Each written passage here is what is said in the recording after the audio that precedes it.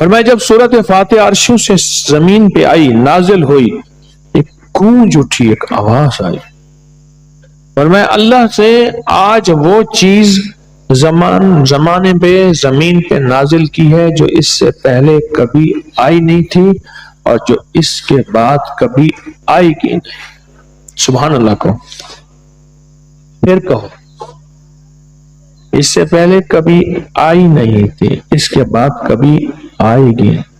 اور جب سورت فاتحہ نازل ہوئی، شیطان رویا، پیٹا، اپنا سر پہ راکھ ڈالی اور اتنا شور کیا کہ اے کاش کہ یہ سورت فاتحہ آئی ہے، اور اگر آئی ہے تو واپس چلی جائے، اگر واپس نہیں گئی تو کسی کی زبان پہ نہ جائے، یعنی کوئی اس کو پڑھ نہ سکے، اگر پڑھے تو اس کا یقین نہ ملے۔ کیوں؟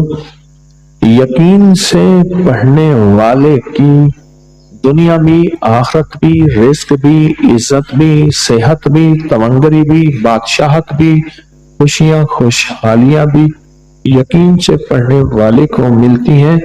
اور اس لیے آج بھی شیطان سورت فاتحہ سے لرزتا ہے کہ سورت فاتحہ پڑھنے سے جنات اور شیاطین ایسے دور ہوتے ہیں، ایسے کہ میلوں دور چلے جاتے ہیں، اور اس بندے سے خوف زدہ ہوتے ہیں جو سورت فاتحہ پڑھتا ہے۔